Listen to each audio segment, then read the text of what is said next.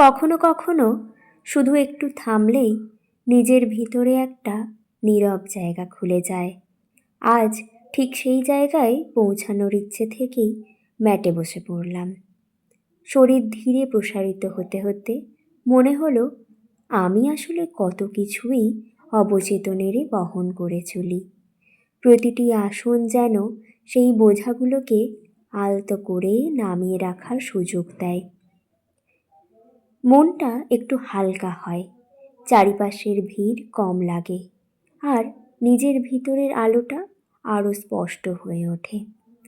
যোগা আমাকে মনে করিয়ে দেয় শরীর মানে শুধু শক্তি নয়, এটা একটি কোমল ভাষা, যেটা আমরা একটু ধৈর্য ধরলেই বুঝতে পারি। আমি এই মুহূর্তে শুধু এটুকুই চাই, নিজেকে নরম রাখা, অপ্রয়োজনীয় ভার ছেড়ে দেওয়া,